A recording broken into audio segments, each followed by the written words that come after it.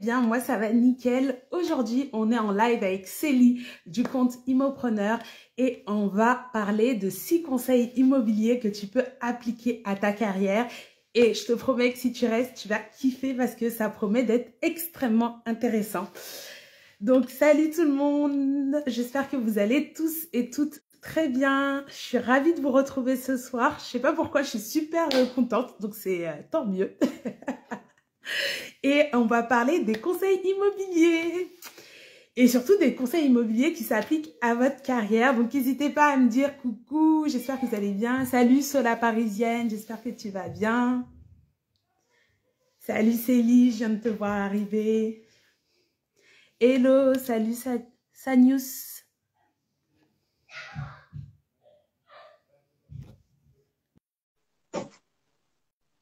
Trop hâte. Allô. Hello Célie, comment tu vas? Oui, Awa, je vais super bien et toi? Nickel, je suis ravie de t'avoir en live aujourd'hui. Je suis ravie d'être là. Coucou tout le monde. J'espère que vous pétez la forme parce que, en tout cas, ce soir, ça promet. Hein. Exactement. Bon, a priori, tout le monde nous entend bien. Personne nous a dit qu'on nous entendait mal. Moi, je t'entends super. Il y a quelqu'un qui pleure. Pourquoi quelqu'un m'a envoyé ça? Ça sent l'erreur d'emoji parce qu'on va pas pleurer aujourd'hui. Ah non. Pleurer de rire. Ce soir, c'est le smile là. Tu vois, fin de journée, on est entre nous. On va encore une fois s'éduquer. C'est Exactement. Cool. C'est cool.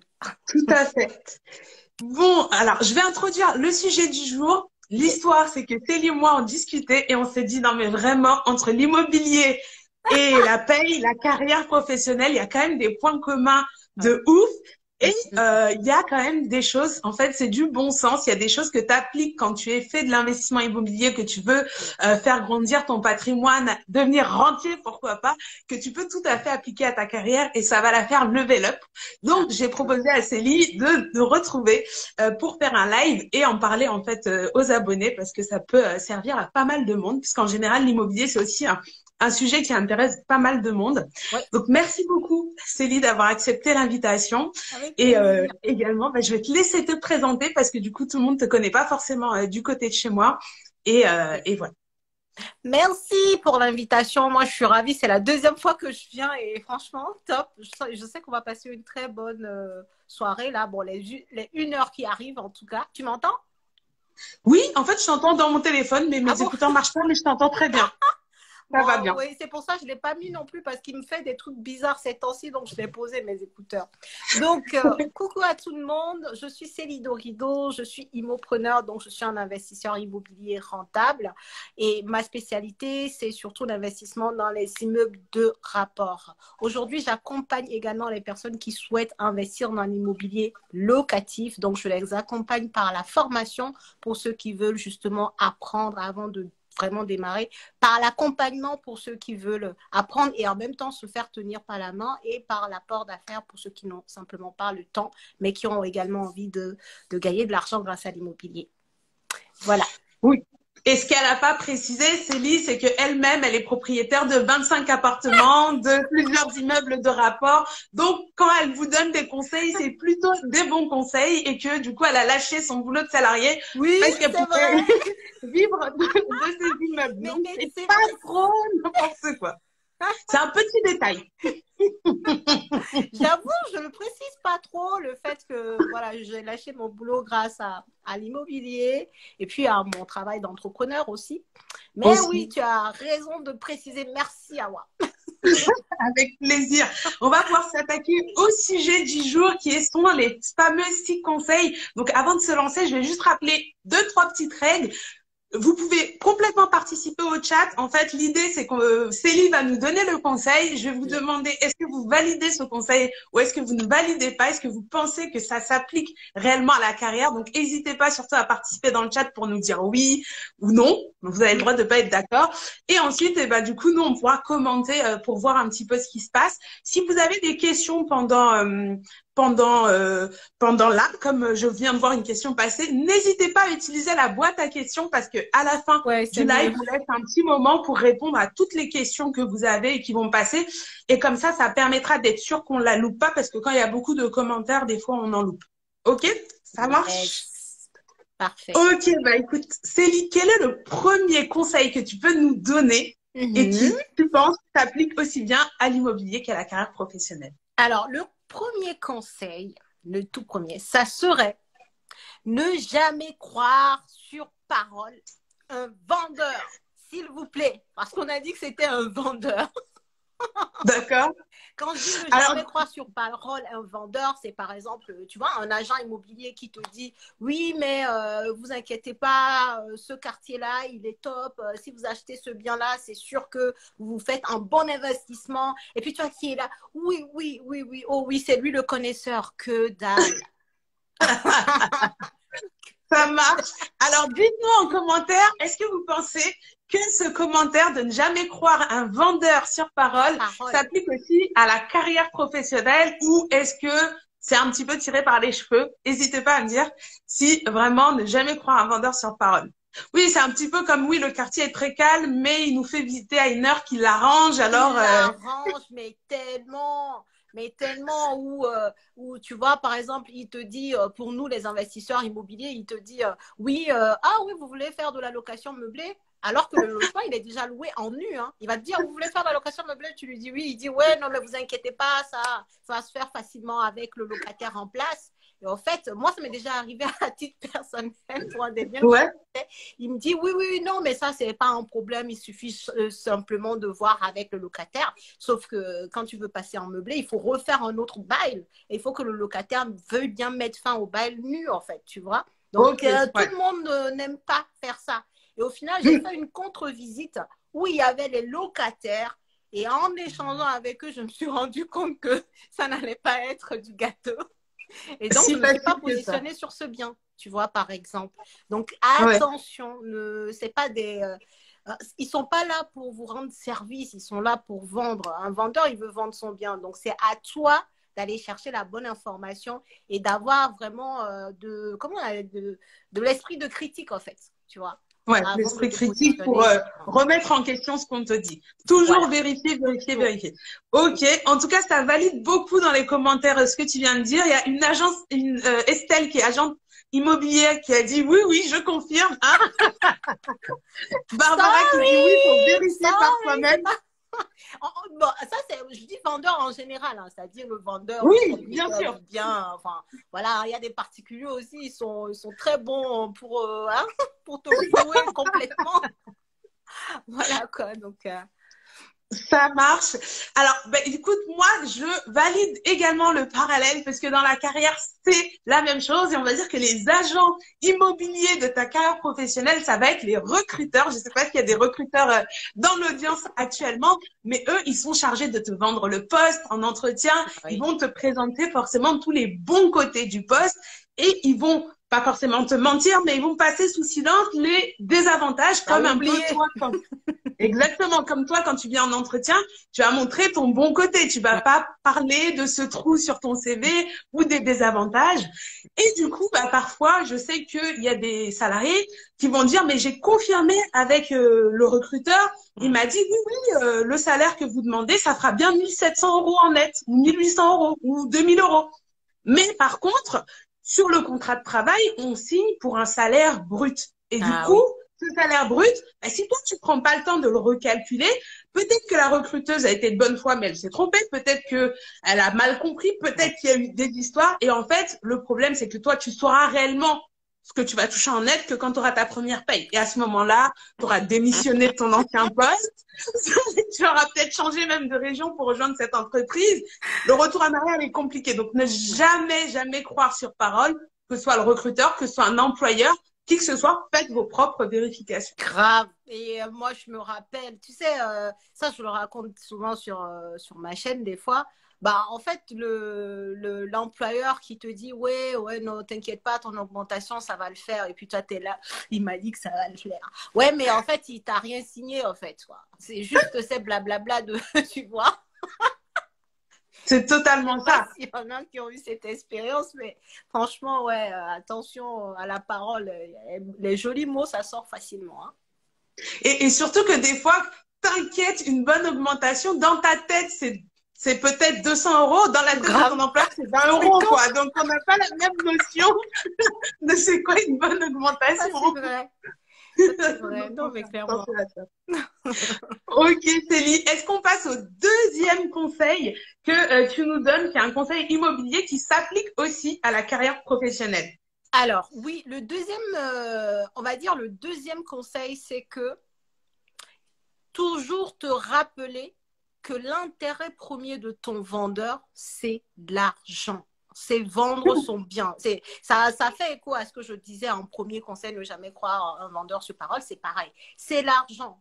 Il veut gagner de l'argent, il veut vendre son bien, il veut s'en débarrasser, il est peut-être dans l'urgence de vendre. Il veut son argent, il veut récupérer son argent, donc te vendre son bien. Donc clairement, vous n'avez pas les mêmes intérêts. Toi, tu veux acheter un bien qui soit trop dans une ville top, dans un quartier top, qui ait de la rentabilité, avec une copropriété qui n'a pas d'histoire. Mais dis-toi que si tu ne poses pas les bonnes questions, ne compte pas sur lui pour te donner les infos, en fait. Ouais, Parce que son intérêt, c'est de te vendre. Donc, pour te vendre, là, s'il doit oublier des informations, il les il oubliera. oubliera.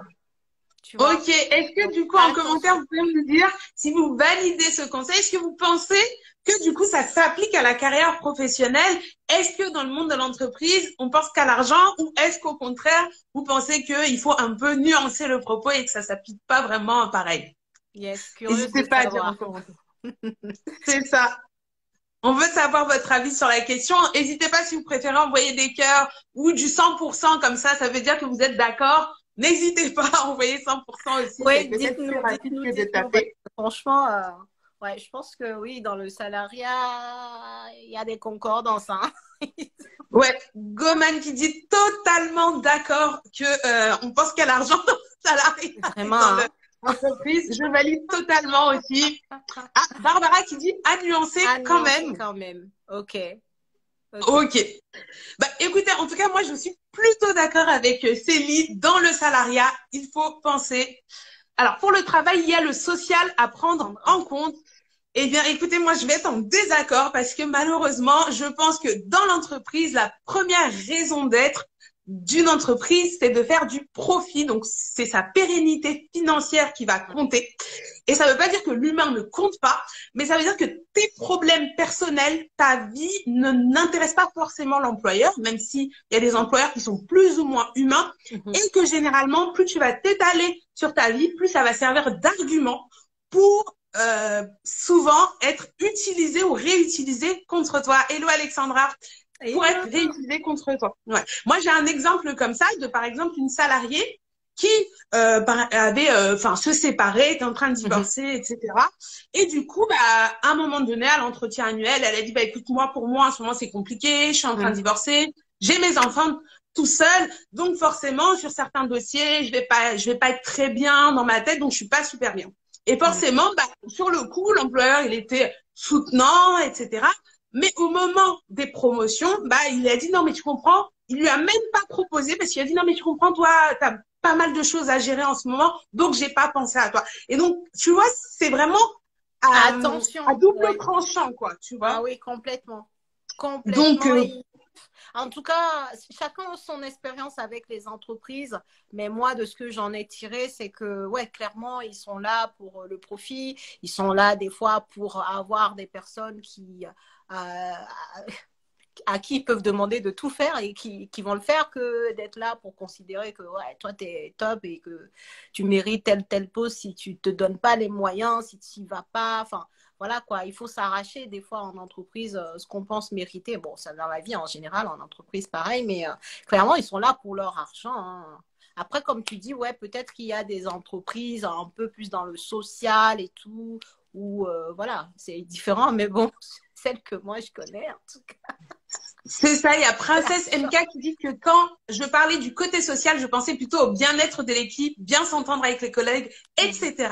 Et je suis tout à fait d'accord, la sociabilisation, c'est ultra important dans une entreprise et surtout même pour vous, ça va vous permettre de tisser votre réseau et d'être mieux perçu et puis d'avoir des connexions. Donc surtout bien travailler son côté sociable, je suis d'accord. Et du coup, faire attention par contre à pas basculer et mettre quand même des limites assez claires entre ce qu'on partage avec des collègues avec qui on s'entend bien et ce qu'on ne doit pas partager parce que ça peut se retourner à un moment donné contre nous. Ouais, d'accord. 100% d'accord. Ça marche. Merci beaucoup. Est-ce qu'on passe? Alors là, c'est même plus un conseil, c'est une technique de manipulation qui existe beaucoup dans l'immobilier et qui existe aussi beaucoup dans le salariat. Ouais. Je vous demande en commentaire, est-ce que vous avez une idée de quelle peut être cette technique de manipulation? Donc, Célie, lâche le morceau. Quelle est cette technique de manipulation? Et pour donner un petit indice, ça se passe au moment un peu de l'entretien ou quand on essaie de vendre quelque chose. Est-ce que vous avez des idées de quelle pourrait être cette technique de manipulation? Je vous laisse quelques secondes pour essayer de trouver. Oui, franchement, celle-là, elle est vraiment pas mal. Et honnêtement, elle marche bien quand même. Faut se le dire. Ni positif et ni négociation. La négociation, c'est pas une manipulation. Où il y a tellement de manipulation dans les négociations. C'est pas l'hypocrisie. Ça a toutes les choses. Mais j'ai vu passer la réponse, donc Célie, je pense que tu peux. Ou le contexte actuel ne permet pas de. Attends, faut qu'on repasse après. S'il y avait déjà des gens. Bravo, je l'ai vu passer plusieurs fois. Vas-y, Célie. Il y en a un qui l'a, ouais. Il y en a même deux. Il y en a deux, ok, c'est ça. Si vous savez, il y a plusieurs personnes qui sont intéressées par le bien. Donc, si ça vous intéresse, dépêchez-vous parce que ça va aller très vite. J'ai même déjà eu une proposition. Enfin, ce truc en fait, pour te mettre la bonne pression là. Pour que tu ailles vite parce que encore une fois, il veut vendre en fait. Donc, s'il peut te foutre un peu la pression, surtout ça marche très bien quand tu lui as montré en immobilier, quand tu as montré au vendeur que tu es vraiment que le bien t'intéresse. Il sent en toi que là, le bien t'intéresse vraiment et à ce moment-là, bim, il vient te trouver des arguments, te dire que voilà, il y a plein de personnes qui sont intéressées comme par hasard et tu vas voir son téléphone parfois va sonner, il va dire ah ouais, vous voyez encore une personne qui vient de m'appeler pour le dire, je te promets. Et je te promets, et c'est arrivé à un de mes clients là. Il y a quoi? Il y a 4 jours à peu près où il a trouvé un bien dans une ville qui lui plaisait. Déjà, avant même d'aller visiter le bien, il m'a appelé. Je n'étais pas disponible, il m'a appelé 3 fois. Dès que j'ai pu, je l'ai rappelé. Il m'a dit, ouais, tu vois, c'est le bien dans telle ville et tout. Depuis le temps que je cherchais et tout. On regarde le bien. Je lui dis, ok, c'est vrai, c'est intéressant. Calme-toi. Il va à la visite. Il me dit, est-ce que ça vaut le coup que je négocie et tout? Je dis, mais vas-y, regarde s'il y a des travaux et tout. Mais tu sais, quand il est allé à cette visite, eh ben, l'agent immobilier, il lui a sorti exactement ce que je viens de te dire. Oui, j'ai mis l'annonce hier à 22h. Depuis ce matin, je suis harcelée. Le mot il dit, je suis harcelée d'appels. Harcelée, ouais, non, mais on voit tout à fait. Quand tu entends ça et que voilà, tu es déjà sur quelque chose qui t'intéresse, très souvent, si tu n'es pas suivi, hein, parce que bon, moi, je l'avais déjà bien équipé. Briefé, cadré. Tu cèdes facilement, en fait. Il a négocié d'ailleurs ce bien-là, finalement. Il a négocié. Ah, en plus, tu vois, parce que c'est vrai que je pense que le cerveau reptilien, là, tu te dis, je vais le perdre, tu paniques. C'est ça. Et là, tu y vas, quoi. C'est ça. Écoute, là, pareil, hein, on peut que valider. En plus, a priori, les gens ici sont au taquet parce qu'ils avaient pas mal déjà trouvé. C'est la base. C'est la base, oui. Estelle, non, mais franchement, là, je pense qu'il faut qu'on appelle aussi un agent immobilier, qu'on le fasse monter pour qu'il nous donne tous leurs astuces, là, qu'on se fasse plus avoir maintenant. Ça marche, hein. Celle-là, franchement, elle marche. Elle marche vraiment. Vraiment. C'est vraiment le basique. Et du coup, dans les entretiens, nos agents immobiliers de l'emploi l'utilisent aussi à fond. Et surtout, sur la partie quand on arrive au moment de la négociation salariale. Parce que, tu vois, à ce moment-là, toi, tu es intéressé par l'entreprise s'est vendue dans l'entretien. Toi aussi, tu t'es vendu et l'entreprise est intéressée par toi, mais elle va faire semblant qu'elle n'est pas si intéressée que ça par toi. Et elle va dire, oui, bon, souvent, elle te pose même la question, est-ce que vous avez d'autres entretiens en ce moment? Bah, donc, toi, tu peux aussi utiliser cette technique de manipulation en disant, oui, oui, j'ai pas mal d'entretiens en ce moment, j'en ai eu plusieurs. Et donc, ça va faire le même mécanisme chez eux, tu vois. Mais eux, ils l'utilisent aussi en disant, bah, écoutez, on reçoit pas mal d'entretiens, surtout pour te mettre la pression. Parce que moi, souvent, ce que je vais préconiser quand tu négocies ton salaire, c'est que quand ils vont te faire la proposition de salaire, c'est de prendre le temps, juste quelques jours, de dire, écoutez, je vais réfléchir à votre proposition de salaire et je reviens vers vous. Et quand tu vas dire ça, souvent, ils vont dire, d'accord, bah, écoutez, ne tardez pas trop parce qu'on a d'autres candidats à recevoir, on a d'autres entretiens. Oui. Et toi, si tu aimes le boss, tu vas dire, ah non, mais il faut que je leur dise oui tout de suite parce que sinon, il va me passer sous le nez. Attends, et surtout, imagine que tu étais déjà en train de galérer depuis 3 mois là, à trouver un poste qui te plaisait, tu vois? C'est pareil, hein, tu étais en train de galérer et là, on te dit le truc. Tu te dis, ouais, est-ce que je vais passer à côté parce que j'ai refusé? Tu vois, c'est fort quand même, ça marche. Hein. C'est ça. La manipulation, elle est forte. Exactement. Et du coup, Céline, ce serait quoi ton conseil pour justement pas tomber dans ce piège-là? Parce que j'ai Vie Productive aussi qui dit dans les entretiens d'embauche, c'est trop ça. Exactement. Ouais. Qu'est-ce serait ton conseil? Qu'est-ce qu'on peut conseiller à nos abonnés, que ce soit à l'entretien d'embauche ou quand ils sont intéressés par un bien? Comment est-ce qu'ils peuvent essayer de justement de retrouver leurs esprits et pas tomber dans le piège?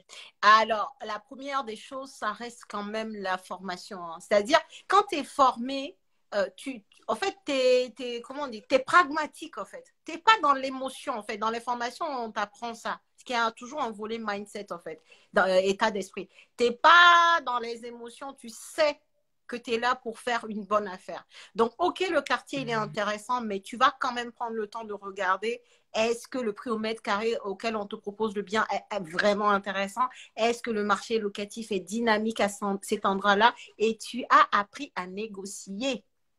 C'est ça. Et surtout, du coup, tu reviens aux faits, techniquement, les faits. Et du coup, à partir de ce moment-là, ça te permet de prendre du recul. Donc déjà, temporiser, prendre de la distance, sortir de l'émotionnel. Et voilà. Et ensuite y aller. Et là, tu peux échanger avec lui. Bah, typiquement, c'est ce que mon client, il a fait en fait. C'est exactement ça. Il s'est assis avec lui. Là, quand ils sont allés à la visite, il lui a dit, bah, écoutez, il y a ça de travaux à faire. Le bien, il est super intéressant par rapport à sa position géographique. Mais vous voyez que par rapport aux travaux à faire, eh ben, je ne peux pas faire une offre au prix. Tu vois? C'est factuel. On n'est pas, voilà. On n'est que sur c'est ça. Et ça marche. Ouais, tout à fait. Bon, en tout cas, je pense que c'est super important de prendre le temps parce que le pire qui peut s'arriver, c'est céder, accepter la proposition ou faire une offre trop vite. Et après, en fait, tu as le bien, mais tu es déçu quand même de l'avoir eu parce que tu te dis, j'aurais pu faire une meilleure affaire. Et donc, ça, c'est un sentiment qui fait encore plus mal, limite, que le fait de perdre le poste. Quoi. Donc, non, clairement. Le regret, ça n'a rien de bon hein, pour le coup. Donc, franchement, si on peut laisser les émotions de côté et rester sur le factuel et prendre du recul, comme tu disais, ça, c'est très important. Et ça ne veut pas dire prendre une semaine. Hein. C'est-à-dire, moi, quand je dis mon client, il a fait une offre le même jour. Oui. Tu vois ce que je veux dire? Mais tu prends juste prendre de la visite, tu discutes, voilà. Tu vois, et ensuite, tu te dis, OK, avec ces éléments-là, voilà comment moi, je compte acquérir votre bien et tout, quoi. Donc, je pense que dans le salariat, c'est vraiment pareil. Prendre du recul, avoir les bonnes informations, aller à la source des bonnes infos pour pas se faire influencer comme ça, quoi. C'est ça. Et Me Revalua dit quelque chose de très intéressant. Elle dit, j'avoue que quand tu es en galère, tu veux prendre rapidement le poste plutôt que de le perdre. Ça, je le conçois totalement. Mais c'est vrai que moi, j'ai pour philosophie de dire à partir du moment où quelqu'un me met la pression pour quoi que ce soit, c'est qu'il est en train de m'arnaquer. Donc, à partir du moment où il me met la pression, je stoppe tout. Je parle pas avec la personne et je me dis, je suis en train de me faire arnaquer, je stoppe tout. Et donc, vraiment, j'ai besoin de tous mes esprits pour prendre la bonne décision.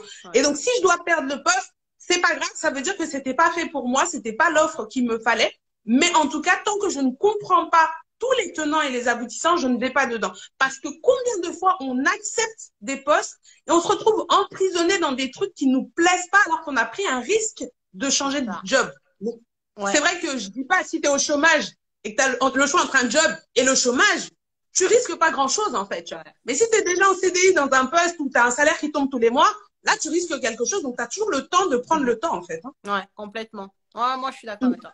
Ça. Bon, de toute façon, je pourrais être d'accord, je suis même plus salariée. Ça marche. Voilà. On va passer au conseil numéro 4. Oui. Quel est ton conseil numéro 4, Célie? Alors, conseil numéro 4, c'est oser négocier. Et bah, tu vois, ça va dans le sens de tout ce qu'on a dit jusque-là, bah, oser négocier, quoi. Souvent, les personnes, tu vois, elles ont peur de négocier pour les raisons qu'on était en train de numérer. Je vais perdre le bien. On m'a mis la pression, soi-disant, il y a 10 000 personnes qui sont en train de vouloir visiter le même bien. Il y en a déjà qui sont presque en train de faire une offre d'achat. Et donc, tu as cette pression-là. Et comme le bien te plaît, tu te dis, si je négocie, eh ben, il va me passer sous le nez. Bah non, en fait. Oser négocier, mais pas négocier parce qu'il faut négocier sur des faits, en fait. Il faut avoir des arguments, des négociations, poser les bonnes questions, comme je disais tout à l'heure. Quand tu poses les bonnes questions, tu sauras sous quel angle tu vas pouvoir négocier ton bien et si tu connais ton marché et tout ce que j'ai dit tout à l'heure. Hein, tout ça, ça va ensemble, mais oser négocier. C'est-à-dire, si tu négocies même un bien qui est à 100 000 euros, tu as négocié 5 000 euros, bah, c'est comme si tu marchais et que tu as trouvé 5 000 euros par terre, en fait. C'est littéralement ça, en fait. Même C'est si clair, c'est 5 000 euros qui restent dans ta poche. c'est ça. Merci à moi, c'est ça. Exactement. Donc, négocier. Oser négocier, vraiment. Ok, bon, cette question, elle est facile. Est-ce que vous pensez que ça s'applique au monde du travail et au monde salarié de oser négocier? Franchement, celui qui me met non. Je pense que là, il va y avoir des feux, des flammes, Voilà. des cœurs, des... Et c'est vraiment ça. Et surtout, alors, je pense que dans l'immobilier, il y en a qui osent. Donc là, par exemple, Geek Productive dit pour la négociation, clairement pour mon emploi actuel, j'avais demandé un salaire à la hausse par rapport au poste. Bien entendu, je l'ai justifié et c'est passé. Et la problématique qu'on a vraiment dans le monde du travail, c'est que les employeurs, ils ont même pas à dire non, on leur demande pas. On leur dit pas, les salariés s'auto-censurent. Ils s'auto-censurent en entretien, alors que l'entretien, c'est l'endroit où tu peux plus te permettre d'y aller à fond parce que l'employeur, il est là, comme je dis, il a mal au pied là, il a un gros problème et il a personne pour le régler. Et toi, tu es la solution qu'il a en face des yeux et la solution, elle lui dit un prix et il va la prendre, tu vois ce que je veux dire? Donc à partir du moment où tu as convaincu lors de l'entretien, tu as montré que tu étais la personne qu'il lui fallait. Quand on arrive au moment du salaire et qu'on aborde le salaire, c'est là qu'il faut aller chercher l'argent. Il ne faut pas se restreindre. Complètement. Moi, j'ai tellement d'anecdotes, tu vois. Je me rappelle pour mon 3e immeuble de rapport, par exemple, on était passé par un courtier pour trouver le financement. Et il avait un peu galéré hein, pour ce 3e-là. Il y avait 9 lots. Bon, on avait déjà un taux d'endettement pas mal. Et au final, il trouve une banque qui veut nous financer. Et la banque, elle dit le taux, il était à 1,48, tu vois. 1,48% le taux à l'époque encore, où les taux étaient à 1 et quelques. Et donc, du coup, il dit, OK, c'est bon, on prend rendez-vous avec la banque pour faire les documents. Et moi, je dis, bon, OK. Je dis à mon mari, tu sais, moi, je pense qu'on peut encore négocier. Il me regarde, il dit, mais toi, avec toute la galère, là, tu peux encore négocier avec la banque. Il dit, attends. Du coup, l'entretien, qu'est-ce que j'ai fait? J'ai juste demandé, parce que moi, j'avais déjà regardé un peu sur Internet les taux. Et j'ai dit à la conseillère, bah écoutez, moi, aujourd'hui, je vois que les taux sont un peu plus bas que 1,48. Est-ce qu'il y a moyen d'avoir un taux plus bas? Et bien, qu'est-ce qui s'est passé? Et bien, elle a regardé, elle dit, attendez, je vais voir. Elle nous a donné 1,43. 1,43 sur 20. Mais voilà. C'est génial. Et c'est vraiment posé la question, hein. C'est-à-dire, elle m'aurait dit non, parce que dans ma tête, je me disais, bon, 90% des chances, elle va me dire non. Mais il y avait les 10% restants, je me disais, bon, s'il y a moyen que ça passe. Et bien, en fait, 1,43. Et le taux qui baisse, bah, c'est de l'argent, encore une fois, qui reste dans ta poche. Et sur 20 ans en plus, ouais. Non, clairement. Donc, et il y a Ali06 Queen qui dit, avant, j'avais peur pour mon premier achat, j'ai tellement négocié jusqu'à moins 20 000 euros avec des arguments, c'est passé. Avant, je n'aurais jamais osé. Et avant, tu serais assise sur 20 000 euros quand même. C'est pas 20 000 rien, euros quoi, là, tu vois. comme ça sur la table, hein? 20 000 euros. Et tu es là, tu dis, est-ce que j'ose? Ah, ose. Qu'est-ce que tu as à perdre? Qu'on te dise C'est non, ça. c'est pas grave. Donc, déjà, oser. Après, bien sûr, on est sur du factuel. On ramène les arguments, les met sur la table parce que les gens ne vont pas nous donner de l'argent pour nos beaux yeux. Mais à partir du moment où tu as les arguments, mais fonce, arrête de te restreindre.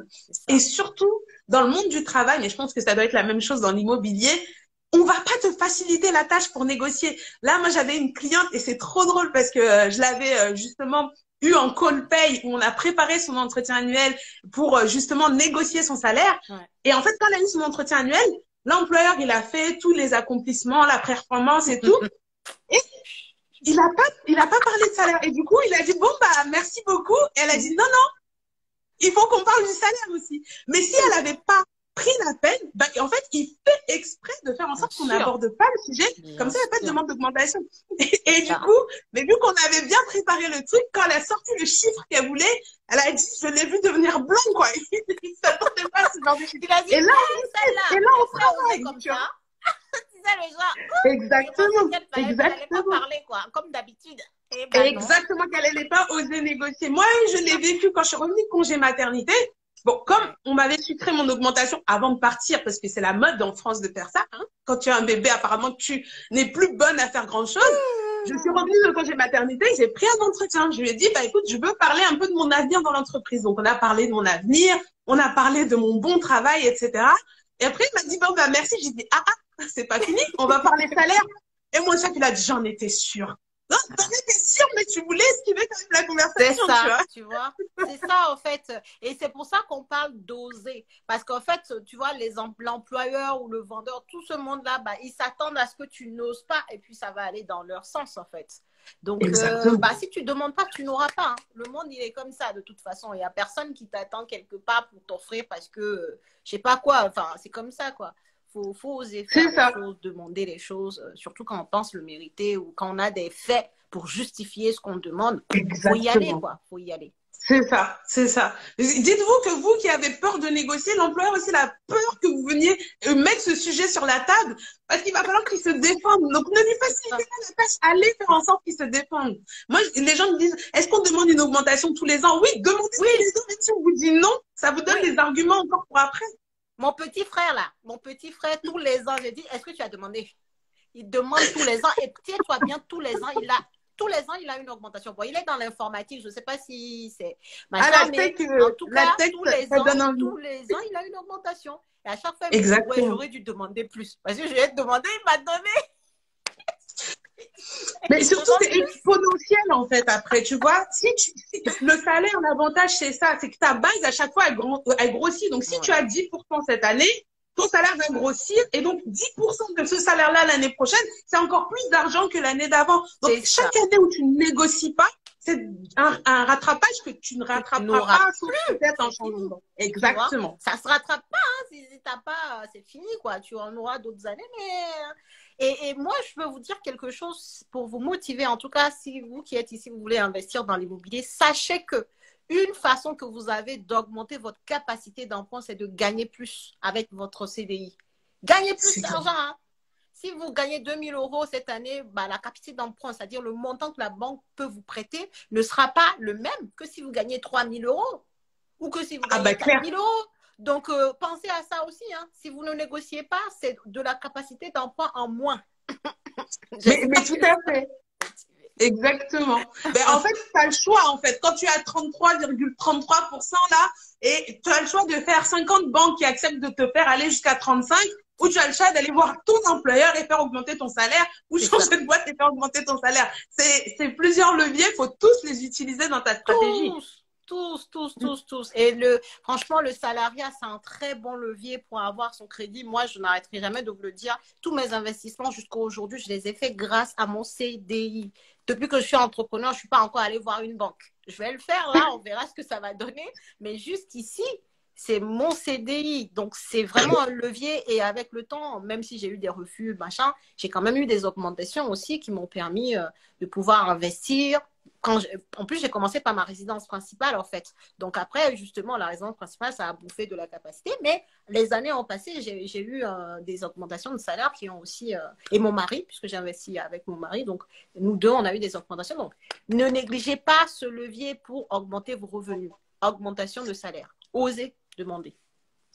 Ali06 Queen qui dit négocier le salaire n'est malheureusement pas possible dans tous les métiers. Je ne suis pas d'accord. C'est juste qu'il y a des différences de négociation. Par exemple, dans le secteur public, il y a des grilles de salaire, il y a des diplômes, il y a certains niveaux. Et du coup, effectivement, peut-être que pour faire évoluer ton salaire, il va falloir aussi passer un concours. Mais c'est une façon de faire évoluer son salaire. On n'a jamais dit que la négociation était facile et qu'il fallait faire exactement, strictement la même chose pour faire bouger ton salaire.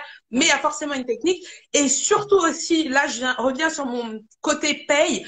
Souvent, vos classifications, elles sont à côté de la plaque par rapport à votre réel niveau de responsabilité, d'autonomie, de compétence et d'expérience. Si vous ne faites pas bouger votre classification dans certains secteurs d'activité, vous n'allez pas pouvoir avoir le salaire qui va avec. Donc, par exemple, moi, j'ai des gens qui rentrent en tant qu'employés non qualifiés. Ils vont bosser 10 ans sur le même poste et ils sont toujours employés non qualifiés. Tu peux pas être non qualifié après 10 ans à bosser dans quelque chose. À un moment donné, tu passes employé qualifié, tu deviens agent de maîtrise et ainsi de suite. Donc, vraiment, il faut penser à tous ces leviers-là. Et si vous savez pas, n'hésitez pas à prendre un call pay et moi, je vous accompagne pour aller faire cette modification.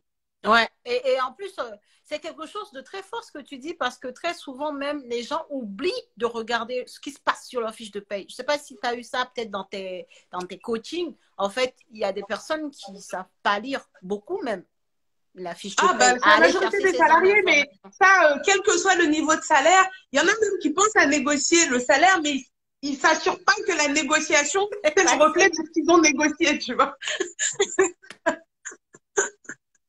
Non, non, on rigole, mais c'est de l'argent en jeu, là, quand même. Réveillons-nous, hein. Réveillons-nous.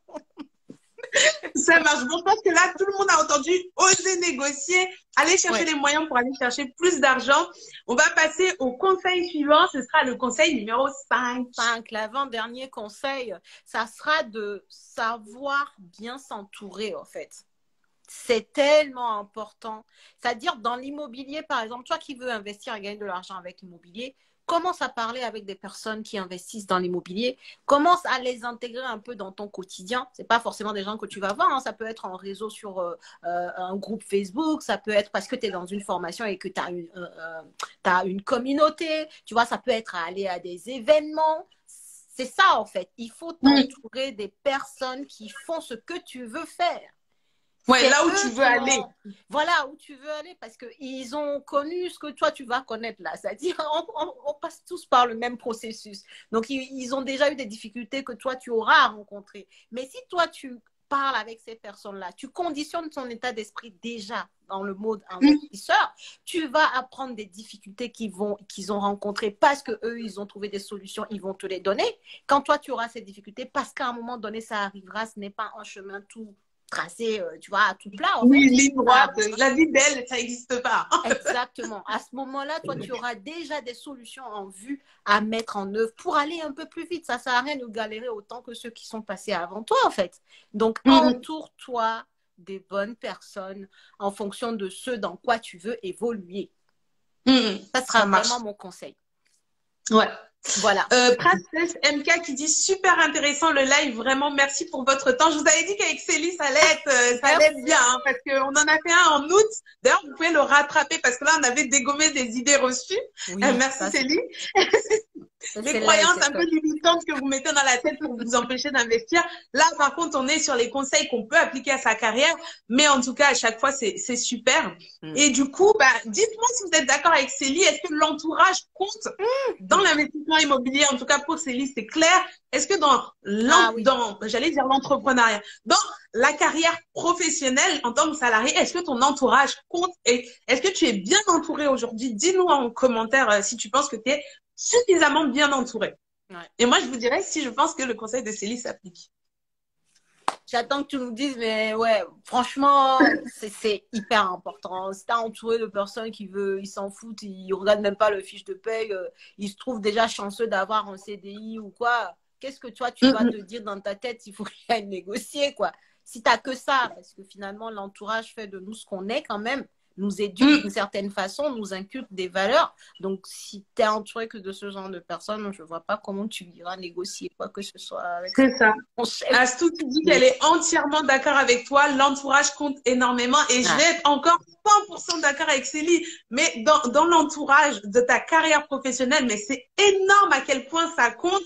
Et souvent, je crois qu'il y a une sagesse qui dit que il faut que tu sois le plus petit dans un groupe de personnes pour grandir, en fait. Et donc, ça va être exactement la même chose. Moi, j'ai traversé énormément d'entreprises. Il y a énormément de croyances limitantes et des gens qui sont aigris parce qu'ils ont l'impression qu'ils ne peuvent pas agir sur leur carrière. En fait, ils ont tellement l'impression que, par exemple, moi, je suis un petit employé, je suis payé au SMIC, je ne peux rien faire pour ça. Ils s'en auto-convainquent. Ils sont entourés d'autres gens qui sont convaincus de ça. Du coup, c'est fini. En fait, ouais.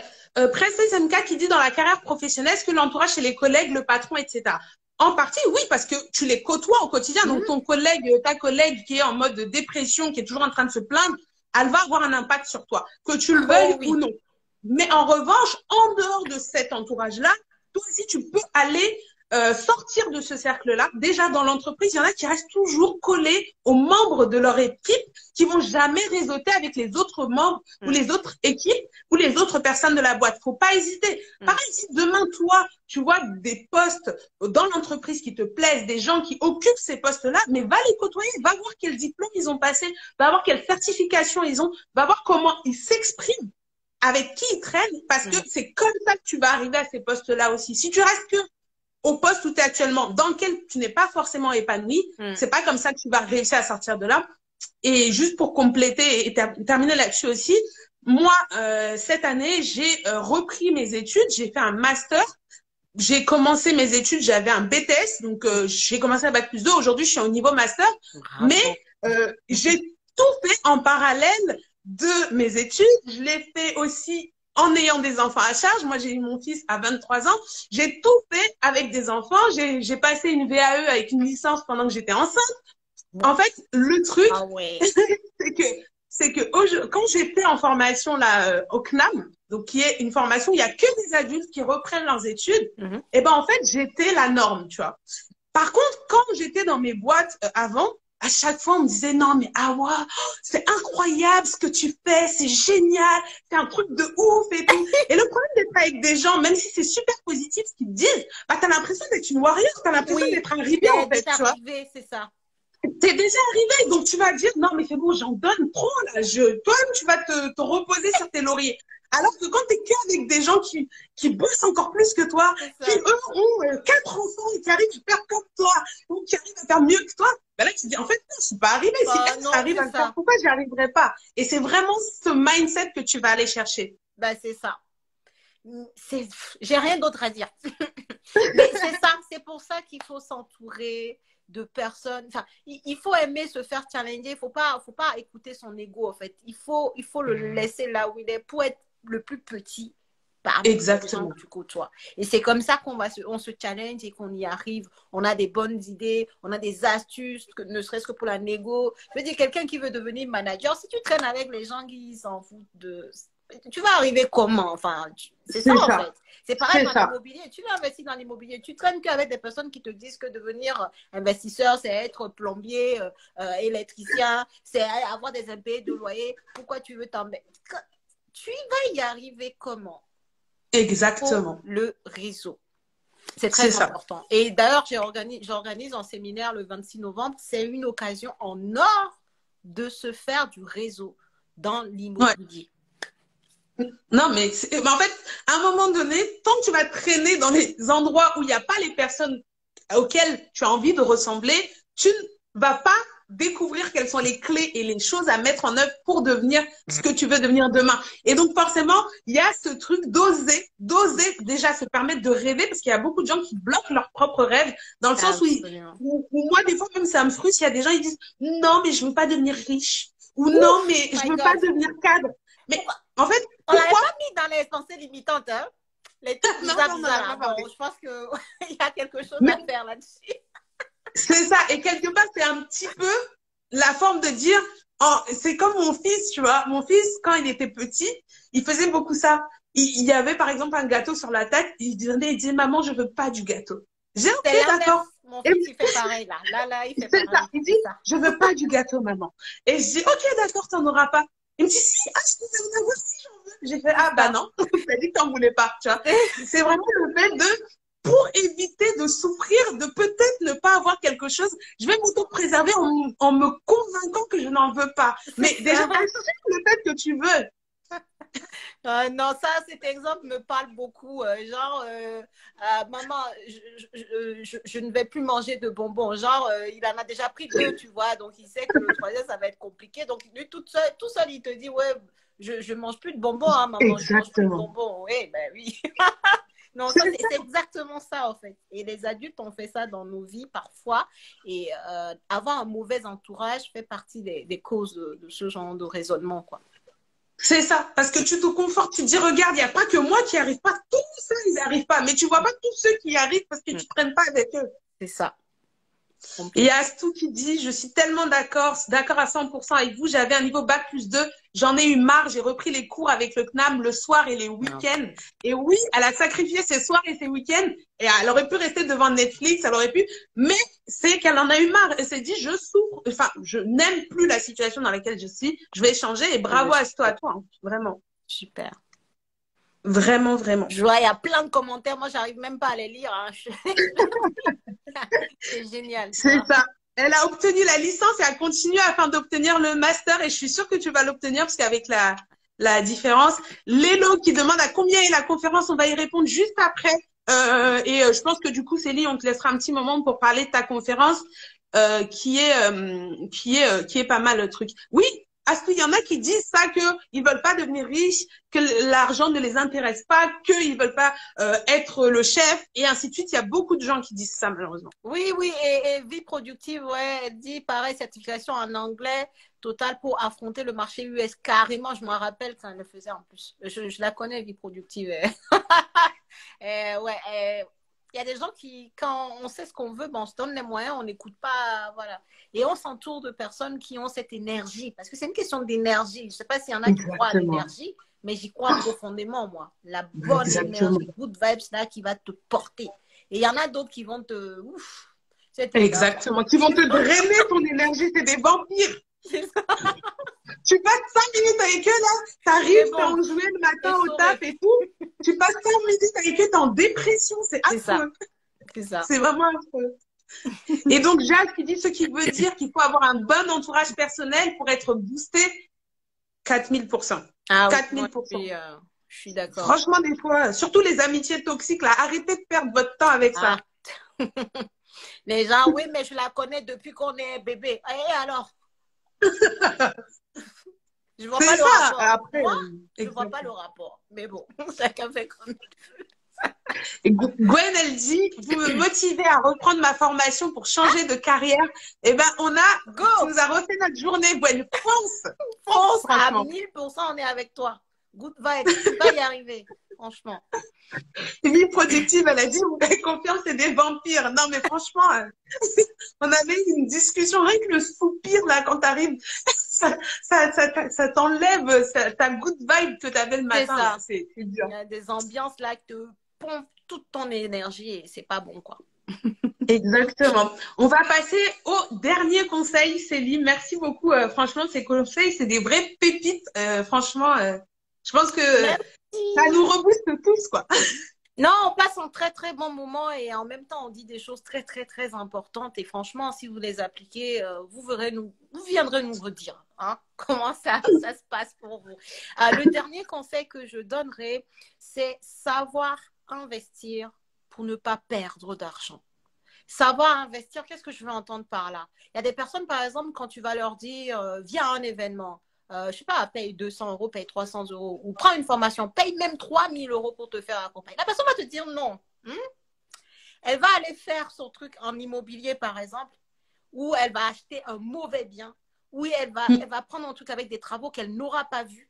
Elle va dépenser 50 000 € de plus que ce qu'elle aurait dû dépenser, ce qu'elle pensait devoir dépenser. Ouais. Investir pour ne pas perdre d'argent. C'est hyper important. C'est pareil, par exemple, quelqu'un qui se dit, bon, bah, moi, j'aime les devis de mes artisans. Ah, lui, là, il coûte trop cher. Non, je vais prendre l'autre là parce qu'il coûte moins cher. Ah, on fait jamais ça. C'est pas comme ça qu'on compare un devis, par exemple. La personne qui te fait la bonne qualité au bon prix, c'est elle qu'il faut toujours privilégier au moins cher.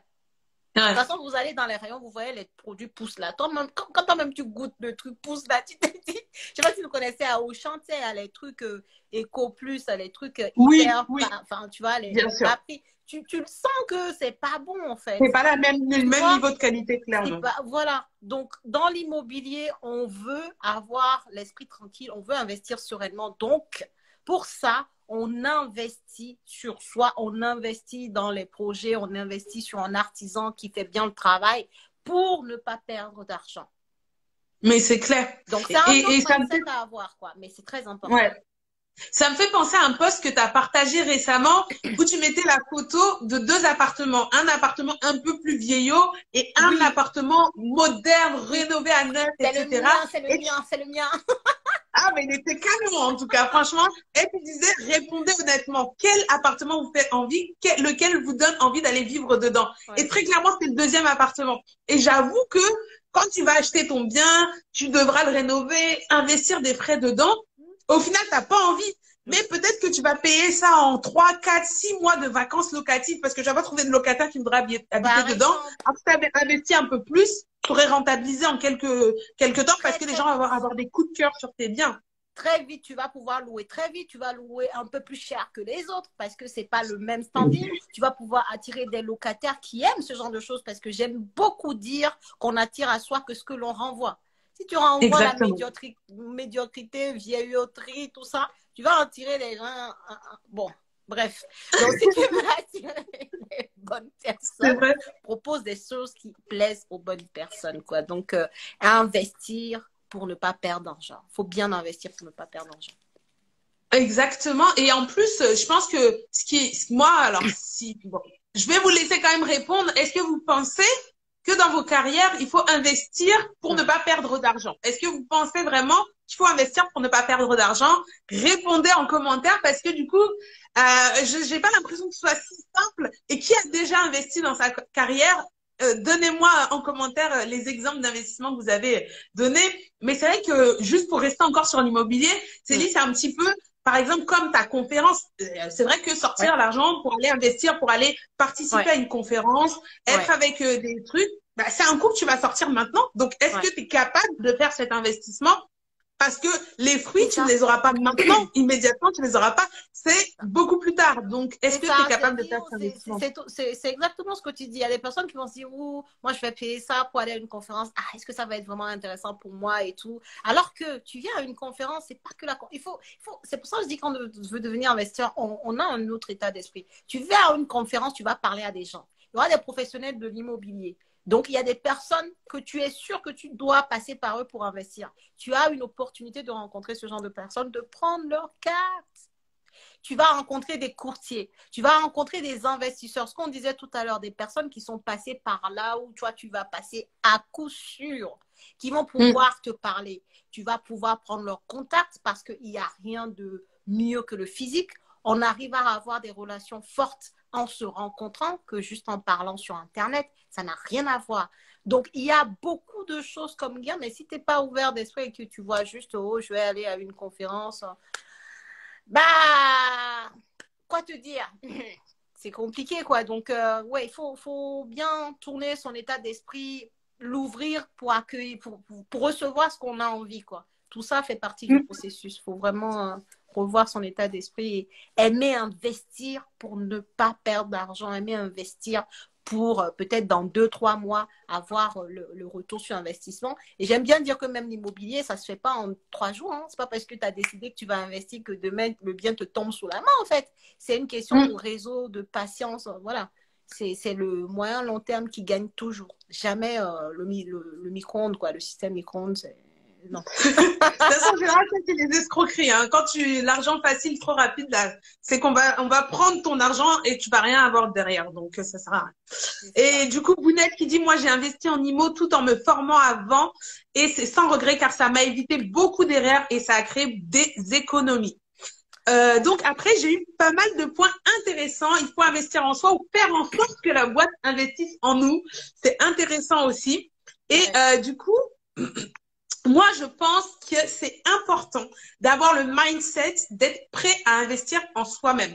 Quand je parle à des clients, à des abonnés, il y en a trop qui sont assis sur leur poste. Un poste où ils ne sont pas satisfaits de leur positionnement, d'où ils sont, de ce qu'ils font actuellement, qui savent très bien quelle est la formation qu'ils devraient faire pour être bien, mais qui ne la font pas parce que leur employeur ne veut pas signer de rupture conventionnelle, parce que l'employeur ne veut pas financer la formation, parce que il n'y a pas l'État qui veut pas payer la formation pour eux. Donc, en fait, prendre leur propre argent qu'ils ont gagné à la sueur de leur front pour investir dans une formation qui, peut-être, en faisant la formation, va leur faire plus 10K, plus 15K, ça, c'est un non-sens pour eux. Et ça, c'est un problème bien français. Parce qu'aux États-Unis, personne ne te paye rien. Donc, vu que personne ne te paye rien, les gens, s'ils veulent aller à Harvard, ils vont dire, OK, c'est 100 000 euros par an, je vais économiser, je vais faire 100 000 euros par an, sans souci. En France, on a des aides et ça nous a rendu un peu, ah non, mais mon argent, moi, mettre dans une formation, c'est un non-sens, quoi. C'est ça, j'ai une anecdote là-dessus, s'il te plaît, je vais prendre. Vas-y, je t'en prie, vas-y. Ma formation que je fais, la formation démarrer en immobilier rentable, elle n'est pas au CPF.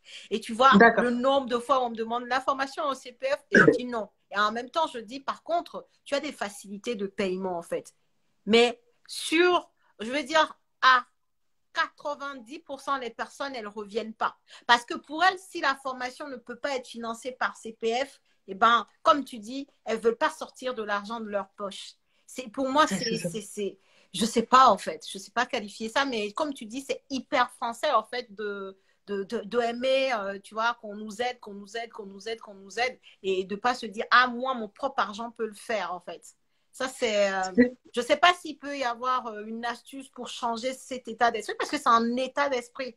Moi, aujourd'hui, je suis dans un mastermind, j'ai pris une formation, enfin bref, tu ne peux pas attendre qu'on te file une aide pour prendre une formation que tu sais que ça va t'aider.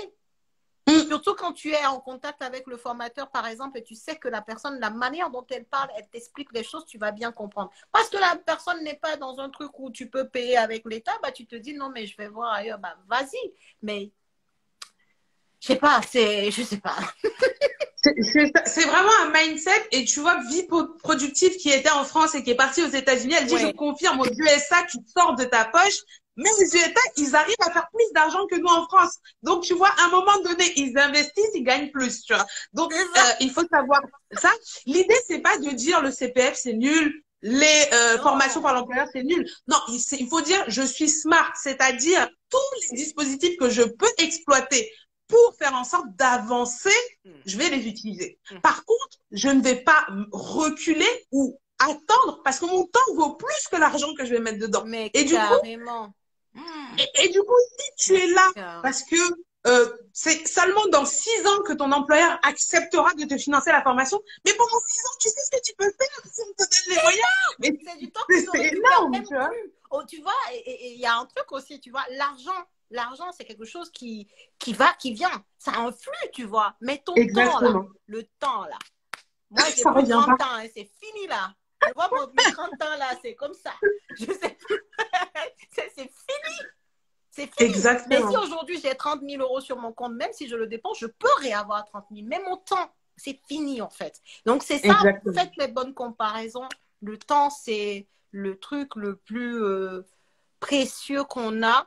Et des fois, mettre de l'argent pour justement aller plus vite et ne pas perdre du temps. En tout cas, moi, personnellement, je préfère. Et c'est comme ça que ça fonctionne. Quand je sens que j'ai besoin de quelqu'un et que la personne, elle me parle, sa façon d'être me parle, j'y vais. Moi, je ne réfléchis pas à 10 ans. C'est bon, j'y vais. Tu vois, on avance clair. Parce que sinon, on perd du temps et ce n'est pas bon. Parce que le temps, c'est de l'or, quoi. C'est trop précieux. Exactement. Il y a Gwen Roman qui dit, j'ai vachement hésité sur ma formation actuelle parce qu'elle n'est pas finançable par le CPF. Puis je me suis dit que c'est un investissement que je vais récupérer en lançant ma nouvelle activité. Et c'est totalement ça. Si vraiment ta formation est de qualité, que tu l'as bien choisie, elle doit rapporter des fruits. Et le temps que l'autre, il aurait, parce que le CPF, ce que les gens ne comprennent pas, c'est bien pour des petites formations, c'est bien pour compléter des choses. Mais pour remplir ces 5 000 euros de CPF, il faut bosser des années et des années parce que c'est 500 euros par an que tu cumules. C'est-à-dire qu'il faut remplir 10 ans. Une formation qui coûte 5 000 euros, il n'y en a pas beaucoup. Parce qu'une bonne formation, ça peut coûter facile. Moi, la dernière formation que j'ai fait, c'est une seule année de master. C'est 12 000 euros et c'est avec le CNAM. 12 000 euros quand c'est un financement par un tiers. Donc, ça veut dire que j'aurais dû attendre 20 ans avec le CPF pour y avoir, sachant qu'en plus, c'est même pas possible parce que le CPF est plafonné, tu vois. Donc, à un moment donné, faut savoir faire des choix. Et donc, dans la formation dans laquelle j'étais, il y avait, moi, pour le coup, comme j'étais partie dans un licenciement économique, mon employeur me l'a financé. Pareil, j'ai mis en place les actions. Si on peut te la financer, il faut y aller. Mais par contre, il y avait de nombreuses personnes qui avaient payé les 6 000 euros de la formation de leur poche. Et c'est là qu'on dit l'entourage compte. Parce que le fait d'être entouré autour de toi de personnes qui sont prêtes à mettre 6 000 euros dans leur carrière, dans leur formation pour faire une reconversion professionnelle, et ben ça change ton mindset. Tu vois. Il y a des gens qui n'avaient pas de pôle emploi, qui ont mis de l'argent de côté pour avoir en fait suffisamment de revenus. Donc je me rappelle que j'avais notamment un collègue qui tous les mois il avait sa gamelle parce que lui il pouvait pas se permettre de manger dehors parce qu'il avait économisé juste assez pendant les 6 mois de formation pour pouvoir se payer ses charges. Il a payé les 6 000 euros de sa poche et aujourd'hui il a fait une reconversion professionnelle dans un domaine qui lui plaît et il est en train d'être embauché dans un grand cabinet de conseil, tu vois. Et ça clairement, j'aurais pu le faire en essayant de bidouiller avec le CPF, en faisant transition pro. Lui, en un an, il l'a fait.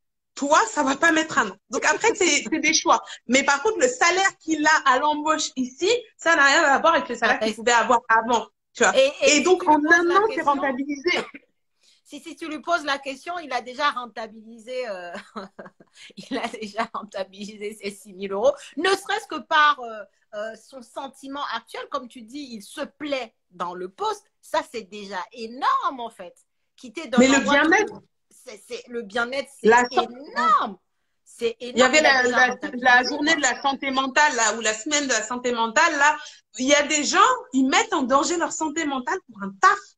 Franchement, vous vous rendez pas compte à quel point c'est difficile de ressortir d'une dépression. Ne vous faites pas sombrer.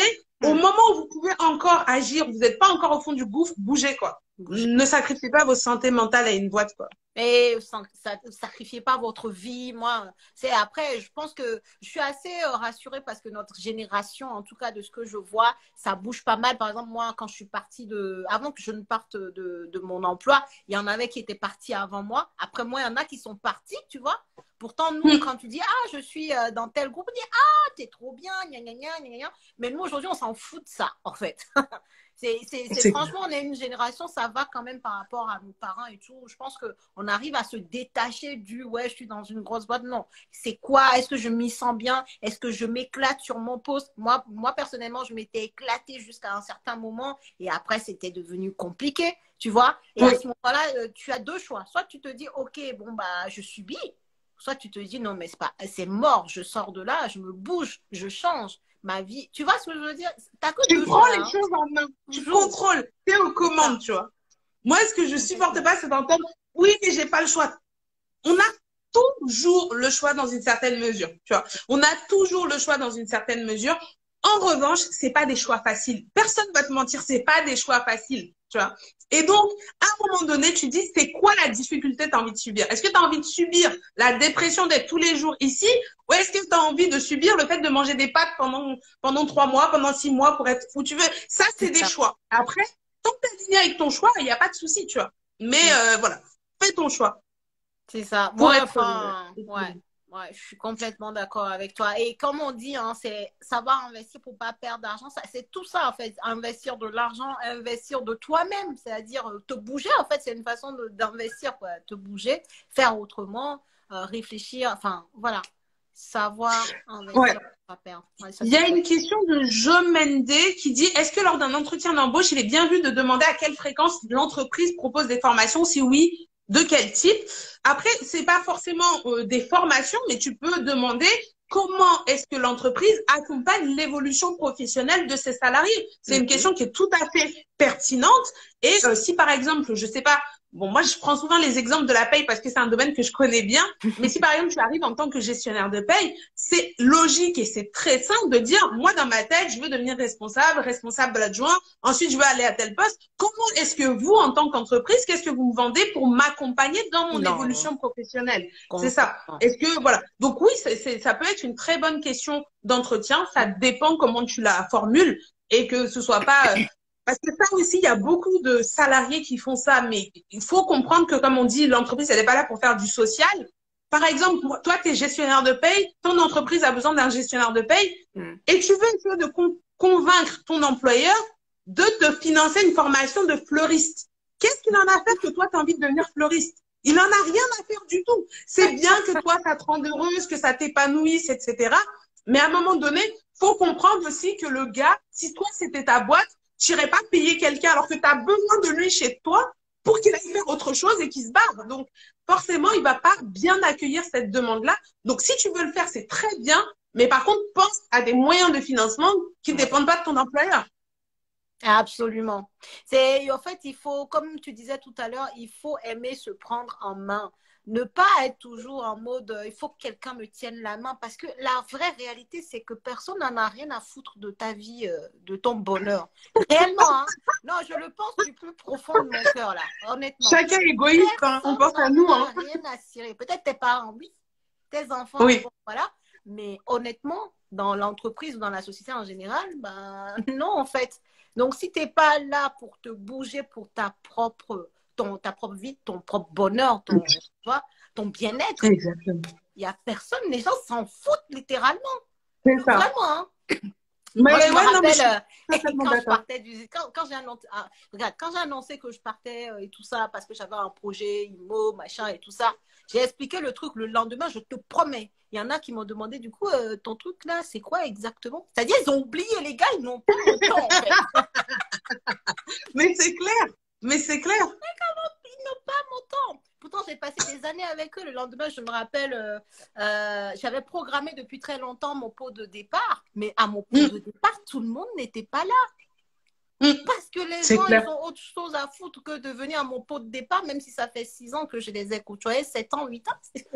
Mm. Chacun a sa vie. Donc, comprends que on est tous remplaçables. Il n'y a que toi qui peux prendre ta vie en main. Il n'y a que toi qui peux t'inquiéter de ce qui t'arrive. Les autres n'en ont rien à foutre. C'est tout. Tellement. Une fois que Tellement. tu as ce principe en tête, je peux te garantir que tout ce qu'on est en train de dire là, ça va te sembler logique. Voilà. C'est clair. Et vraiment pour rebondir sur ton propos, et moi je vais partager une histoire un peu personnelle. Mon papa, il y a quelques années, il bossait donc pour une petite entreprise où ils n'étaient pas beaucoup de salariés, genre 3, 4 salariés, tu vois, dans le domaine en fait de tout ce qui est jardinage, etc. Et en fait, il a eu un accident du travail, c'est-à-dire qu'il a eu un problème à la horte et il s'est écroulé en fait au travail. Et ça faisait des années qu'ils bossaient avec ce gars-là. Et c'est une petite boîte familiale, donc ils étaient très proches. Mm. Quand mon père s'est retrouvé à l'hôpital, les premières inquiétudes du chef d'entreprise, ça a été de dire, oui, mais comme c'est quelque chose d'interne, est-ce que c'est vraiment un accident du travail? Et je me rappelle que mon père, il était là, il était malade en soins intensifs sur son lit d'hôpital. Il dit, il est même pas venu me voir, tu vois. Et ça lui faisait mal, tu vois. Et c'est là que je dis, mais il faut prendre conscience qu'il ne faut jamais oublier ton intérêt. Parce que pour te dire tellement, mon père, c'est le profil à bosser 7 jours sur 7, Ouais, 24 heures sur sans rien 24. Même quand il est demander. malade, il va bosser. Voilà. Et quand lui, il tombe malade, quelques temps après, pour te dire, la boîte a fait faillite et a fermé. Parce que, en fait, l'activité reposait principalement sur mon père Sur et ton son père, collègue, c'est il lui a énorme. dit, Ah il lui a dit, ouais. il lui a dit, hey, Fofana, toi, t'es pas là. Moi, je vais pas bosser parce que moi, je peux pas faire tout le travail que tu faisais. Tu vois? Et il s'est mis en arrêt maladie juste après. Donc, un accident du travail, un arrêt maladie. Le gars, il avait des chantiers qui n'ont pas pu. Ouais. Il a vite mis la clé sous la porte. Pour te dire que la boîte tenait pratiquement sur tes épaules. Et quand il est tombé malade et du coup après il a été en plus il était âgé donc c'était un peu avant sa retraite. Bah il y avait personne, il n'y a pas de gratitude à avoir. Donc en fait, il faut vraiment se protéger, penser à tes intérêts parce que si tu te donnes, et je vois énormément de salariés faire des heures supplémentaires gratuites, bosser outre mesure, faut pas dépasser un certain stade. Faut te préserver. Faut vraiment te préserver. Faut te préserver. Enfin, moi, c'était tellement limpide. Après, moi, enfin, j'ai peut-être une grâce, mais j'analyse beaucoup. C'est-à-dire, j'arrive quelque part, moi, j'analyse. C'est-à-dire, quand j'analyse, là, j'analyse comment on traite les autres, comment on me traite. Pour moi, c'est évident, j'analyse, en fait. Et Exactement. quand moi, j'ai commencé mon salariat, j'ai vu, en fait, les gens. C'est-à-dire, j'avais des personnes hyper qualifiées. Quand j'arrivais, tu vois, on avait des anciens qui partaient à la retraite. Ils ont fait 40 ans. Et chez nous, quand tu fais chaque 10 ans ou chaque, je sais pas, à partir de 30 ans, tu as des badges, quoi. Tu as des trucs qu'on t'offre. Et des médailles du travail. Bah, figure-toi que ces gens-là qui ont donné toute leur vie à la boîte, quand ils partent là, une semaine après, personne ne se rappelle plus d'eux. Donc, qu'est-ce que toi, égoïsme à 1000%, moi, c'est clair. Ils se rappellent plus d'eux, ils sont partis, ils sont partis. La boîte continue à rouler, c'est comme s'ils n'ont jamais été là, la vie continue. Donc, toi qui es arrivé hier là, qu'est-ce que tu crois que tu vas donner que d'autres n'ont pas donné avant toi? Qu'est-ce que tu crois? Tu crois que c'est toi qui es... Tu crois quoi, en fait? Préserve-toi et protège tes intérêts. Et puis, ça peut aller dans le sens de la boîte, tant mieux. Si ça ne va pas dans leur sens, ciao, chacun prend son chemin et la vie continue. C'est ça. Vraiment, investissez en vous, surtout pour le futur, parce qu'il y a en fait, les choses changent énormément. Regardez comment Internet a tout pris, comment les réseaux sociaux ont pris une place de dingue aujourd'hui. Il y a des métiers qu'on faisait avant qui demain vont disparaître. Et donc, si toi, tu ne mets pas à jour, si tu n'investis pas en toi pour faire évoluer ta carrière, demain, c'est fini. Si on fait un parallèle avec l'immobilier, il y a des trucs qui avant n'étaient pas indispensables dans ta maison. Si tu n'as pas investi pour les mettre en œuvre, les normes, les trucs et tout, aujourd'hui, ta maison ne vaut pas un coup, quoi, tu vois. C'est ça. Si aujourd'hui, ta maison est un passoire énergétique, voilà. Nous, on va te l'acheter. À des cacahuètes, tu vois. Des cacahuètes. Après, on va faire des travaux. C'est un peu ça, en fait. Et c'est pour ça qu'il faut investir, pour connaître tout ce dont on parle là. Parce qu'il y en a qui vont dire, oh là là, c'est compliqué maintenant l'immobilier parce qu'il y a des passoires thermiques, parce qu'il y a des lois qui vont passer. Non, ce sont des opportunités quand tu sais voir le verre à moitié plein. Et ça, c'est toujours l'état d'esprit. Hein. On revient toujours aux mêmes choses. Investis en toi, entoure-toi. Tous les conseils qu'on a donnés aujourd'hui, c'est tellement important, que ce soit pour l'immobilier, le salariat, mais que ce soit pour ta vie de façon générale, en fait. Vraiment. Exactement. Donc, et dernière chose, peut-être pour appuyer ce propos, un jour, il y a un informaticien, je bosse moi pas mal dans l'informatique, et à un moment, j'avais utilisé un truc PDF gratuit pour transformer mon fichier PDF en Word ou un truc comme ça. Et l'informaticien, il m'a embrouillé parce que tu sais, dans les boîtes, ils sont très carrés, tu passes pas nos produits là-dedans. Il m'a dit, si c'est gratuit, c'est que c'est toi le produit. Tu vois. Ah ouais. Le gratuit, ça n'existe pas dans ce monde. C'est-à-dire que quelqu'un va prendre son temps, va travailler, va faire quelque chose.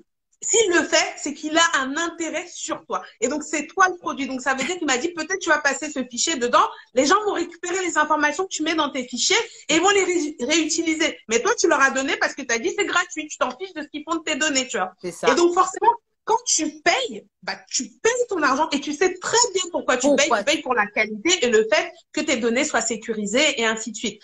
Et moi, souvent, on vient me consulter. Enfin, il y a énormément de gens qui viennent. Donc, bien sûr, il y a des gens qui payent. Heureusement, j'ai des clients. Mais il y a aussi énormément de gens qui viennent en DM pour me dire, est-ce que tu peux regarder mon bulletin de salaire? Mais très clairement, je vous dis, personne va garder ton bulletin de salaire gratuitement. Personne. Et c'est du travail considérable. Bah oui. Et du coup, ces gens-là, moi, je les redirige toujours vers les autorités compétentes, le légal, mais je sais que le légal, il est insuffisant. Si je savais que le légal, donc les autorités savaient faire le travail correctement, je ne me serais pas lancée dans Check Ta Paye. Ils ne le font pas. Ils ne le font pas. Donc forcément, ce que tu vas faire là-bas, c'est est-ce que ça les arrange de faire ça? L'État, ça devrait l'arranger, mais comme je dis, l'État, il a déjà du mal à récupérer son propre argent. Alors ton argent à toi, il n'en a rien à faire. C'est ça, c'est vrai en plus. C'est vraiment ça, tu vois. Et donc, ils vont aller au truc, ils vont s'envoyer bouler à droite, à gauche, etc. Et en attendant, ils vont se retrouver à toujours pas être payés, toujours pas avoir l'argent, alors que tu aurais payé 100 euros, 90 euros pour avoir cette analyse-là. Tu aurais eu un truc clé en main où tu peux faire valoir tes droits. C'est un choix. Et franchement, moi, j'ai aucun mauvais sentiment pour les gens qui disent, je comprends, chacun fait ses choix, je redirige. Et en plus, il y a plein de gens qui ne le feraient pas. Je redirige vers les gens qui proposent gratuitement, justement, donc le service de renseignement en droit du travail, les permanences juridiques gratuites des avocats. Mais personnellement, moi, je ne vais pas dans ces trucs-là parce que je sais que c'est pas au niveau. Si j'ai un problème, moi, demain, je sais très bien que je vais payer pour avoir un vrai avocat qui est payé. Les autres, ce sont des vrais avocats, mais c'est des permanences qui font. Donc, ils vont te donner un bout d'information. Voilà, tu appelles. Demain, tu as encore quelqu'un d'autre qui va te dire autre chose. C'est pas quelque chose de réexploitable demain. Exactement. Non, très, très, très bon parallèle que tu viens de faire. Mais c'est tellement ça. C'est pour ça, comme on dit, hein. C'est un choix, tu as le choix de rester là, de subir ou de te dire, oh, bah, je me débrouille par moi-même, ou tu as le choix de passer par des gens qui peuvent vraiment t'aider parce qu'ils ont eu les mêmes questionnements, ils ont fait des choses et ils ont à t'apporter en gain de temps. Hein? Le temps, c'est de l'argent. De bons résultats. Donc voilà, à chacun ses choix. Ouais, bah écoute, merci beaucoup pour ces conseils, Célie. On va prendre les questions dans la boîte à questions. J'ai vu des questions un petit peu passer et on n'a pas eu le temps de les rattraper au vol. Si vous êtes encore là, n'hésitez pas à les mettre dans la boîte à questions parce que là, on va commencer à prendre les questions de la boîte à questions. Ok, cool. Bon, j'ai pas vu de cœur et de flammes passer depuis un moment. Est-ce que vous êtes vraiment toujours là? Je te dis. Est-ce que vous êtes vraiment toujours là? Ils sont concentrés. Quel conseil pour ceux qui habitent à l'étranger et qui veulent investir dans l'immobilier en France, Célie? Alors, c'est une très bonne idée. Par contre, ayez de l'apport parce que déjà pour les personnes qui sont résidents fiscaux en France, parfois le sans-apport. Merci pour les cœurs et les flammes, bravo. Ah, super, merci. Donc, si en plus vous êtes résident étranger, ayez de l'apport et aujourd'hui les banques elles vous demanderont 30% un minimum. Ayez ça, en tout cas, minimum. Ouais. Voilà. Avant de vouloir investir en France. Sinon, c'est possible de vous faire financer, pas par toutes les banques. Encore une fois, il y a des banques qui sont… Voilà, il y en a, elles ont chacune leur préférence. Il y en a qui aiment financer, qui veulent bien financer les expatriés, les non-résidents et tout. Mais en contrepartie, il faut poser de l'argent sur la table. Il faut vraiment être partie intégrante du projet pour y aller. Ouais. Oui, et en plus, je pense que parce que les gens qui sont pas en France, faites pas faites des économies, des mauvaises économies là, faut arrêter. Il faut vous faire accompagner, vous passez par, je sais pas, un chasseur. Il faut avoir un accompagnement clé en main pour que les choses soient bien faites. Même si vous avez de la famille ici, il y en a qui me disent j'ai de la famille ici, ils vont aller regarder. Faut arrêter les histoires là, faut faire les choses comme il faut. Ouais, il faut, je pense, des gens qui ont une certaine expertise et qui peuvent t'accompagner. N'hésitez pas, du coup, à contacter Célie. Sincèrement, si vous avez un projet immobilier, je pense qu'elle est vraiment calée. Je crois que tu mettais que tu as plus de 100 personnes que tu as pu former, justement. Sur l'immobilier. Juste sur la formation, ils sont une centaine. Et après, il y a des personnes que j'accompagne. Il y a de l'apport d'affaires. Et voilà, j'ai pas mal de profils. Au total, on doit être autour de 160 personnes quand même depuis début 2021 qui sont passées par moi, quoi. Ok. Il y a coach Jaminson, pardon, qui dit, j'ai une question. N'hésite pas à utiliser la boîte à questions. C'est en fait la petite bulle de commentaires avec un point d'interrogation. Comme ça, on pourra afficher ta question pour tout le monde et ce sera plus pratique. Alors, bonjour. Quel est le type de premier investissement immobilier à faire? Alors, le type, bonjour déjà, Warrior. Il y a pas, j'aime pas donner un type en fait. C'est-à-dire, il y a un type d'investissement en fonction de ton profil, de tes besoins, de ton objectif.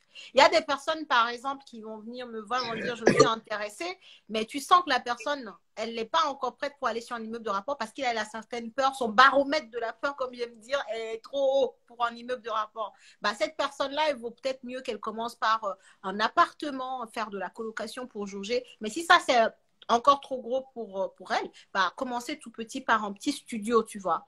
Ça va être ça ou sinon, ça va être en fonction de ton budget. Si par exemple, la banque te dit, je vais te suivre pour 100 000 euros et tu veux investir dans une ville assez dynamique et tout, 100 000 euros, je sais pas, si tu prends même Montpellier ou je sais pas quelle ville, bah, ça va rester dans les clous de studio, quoi, tu vois.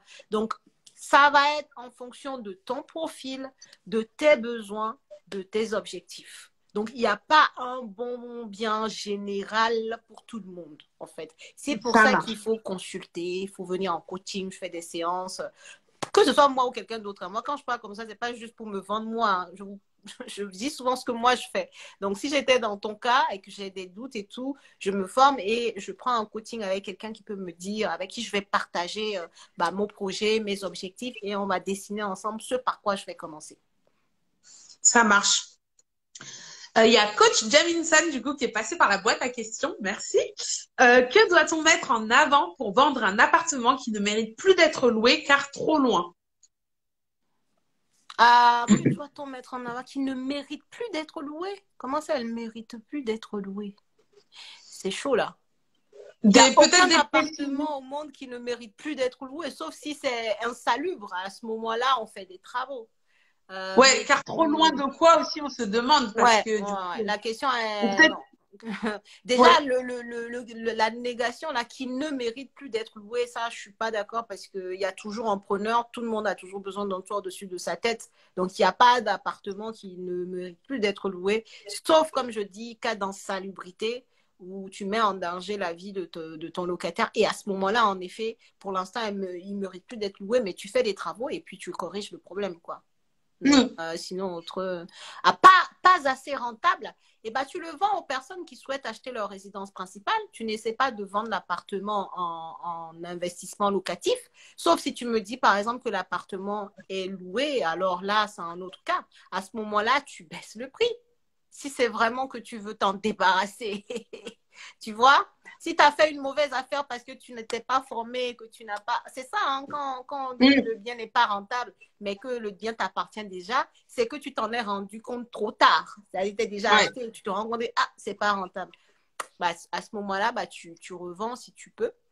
Ou tu attends que le locataire parte et tu fais de la location courte durée pour booster la rentabilité et vendre en tant que location courte durée. Il y a des personnes qui achètent, tu leur montres tes bilans et elles voient que, tiens, en location courte durée, ça a rentré beaucoup de cash et achètent le bien avec le fait que c'est pour faire de la location courte durée avec la rentabilité en location courte durée. Il y en a qui le font, même si c'est pas ce que moi je pensais à mes élèves.